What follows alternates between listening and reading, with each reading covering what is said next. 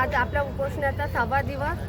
तर आज मला या ठिकाणी आपल्या जे आपले उपोषण करते ते या ठिकाणी आपले एक वडीलधारी मंडळी म्हणून इथे बाबा दिसले. तर त्यांच्याशी मी जेव्हा विचारलं की बाबा तुम्ही रोज या ठिकाणी येता, या ठिकाणी बसत आहे, तर त्यांनी त्यांचा परिचय दिला. औरंगाबाद जिल्हा आहे, त्यातील युवा प्रशिक्षणार्थी आहे काजल हिंगोले म्हणून. त्यांचे वडील आहे या ठिकाणी आलेले आहे. तर मला बस एवढं सांगू इच्छिते की बघा, औरंगाबाद जिल्हा त्या ठिकाणी आपले प्रशिक्षणार्थी त्या ताई आजारी असल्यामुळे या उपोषण ठिकाणी येऊ शकले नाही. तर त्यांनी आपल्या वडिलाला सांगितले की बाबा तुम्ही त्या ठिकाणी जा आणि उपोषणकर्त्यामध्ये मी येऊ शकले नाही, तर मला खंत वाटत आहे. तर बघा, मी एवढाच तुम्हाला संदेश देऊ इच्छिते की जरी तुम्ही येत नसेल, वारंवार तुम्हाला सांगितलं की तुम्ही जर येऊ शकत नसेल, तर तुमच्या ठिकाणी तुमच्या घरातील जे कोणी आई असेल, वडील असेल, तुमचा भाऊ असेल, जे कोणी असेल किंवा अन्य नात्यातील व्यक्ती असेल, तर तो व्यक्ती तुम्ही या ठिकाणी पाठवून तुमची उपस्थिती तुम्ही दाखवू शकता. पण ते सुद्धा तुमच्याकडनं होत आहे. बघा, ह्या वडीलधारी व्यक्तीकडे बघा की यांचं वय आहे का, हे या असल्या थंडीमध्ये 5 दिवस झाले इथे रात्र याच ठिकाणी झोपतात. हे जे आपलं ग्राउंड आहे, हे जे मंडप आहे, याच ठिकाणी ते झोपतात, याच ठिकाणी राहतात ते अशा थंडीमध्ये. त्यांचं वय बघा, आणि तुम्ही तरुण व्यक्ती घरातून फक्त लाईव्हमध्ये कमेंट देत आहे. तर बस बाबा तुम्ही सांगा, जे आपले घरी बसलेले प्रशिक्षणार्थी आहे यांना सांगा की या ठिकाणी आपण कशा प्रकारे येऊ शकता. तुमचं थोडं मनोगत व्यक्त करा, त्यांना संदेश द्या, सांगा. आणि आपले गरीब परिस्थिती आहे, जयखेडी गाव आहे, तालुका सिल्लोड, जिल्हा औरंगाबाद आहे. इथे मुलीची थोडी आजारी आहे, त्याच्यामुळं मला यावं लागलं इथे. जे आपल्या घरी बसले आहे प्रशिक्षणार्थी, या ठिकाणी येत नाही आहे बाबा, त्यांना थोडंसं तुम्ही संदेश द्या. त्यांना सांगा की तुम्ही या ठिकाणी या म्हणून, थोडं ते सांगा त्यांना पण.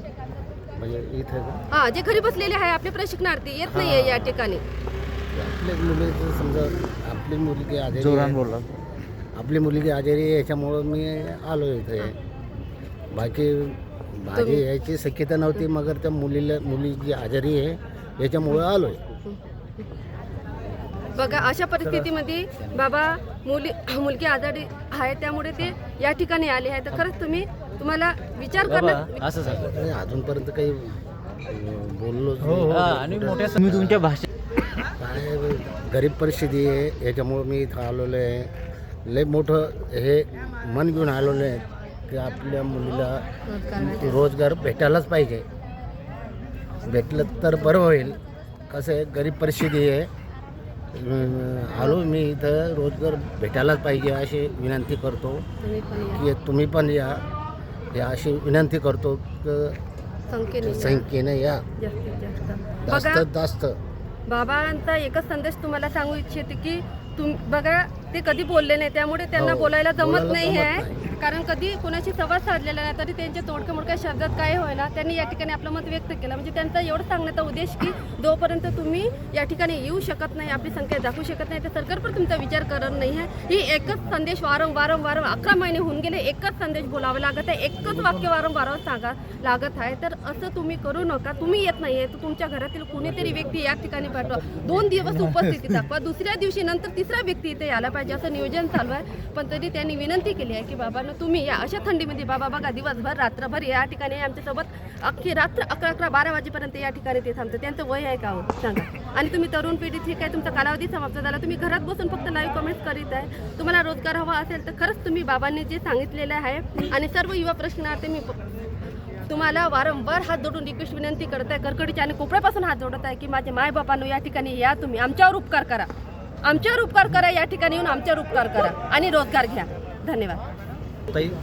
आणि काय झालेलं आहे बघा, या ठिकाणी नाशिक या ठिकाणी ते बंधू आणि भगिनींनो, काय आपले प्रशिक्षणार्थी तुम्ही सर्वच जण घरी जर राहिलात तर आपलं काहीही होऊ शकत नाही.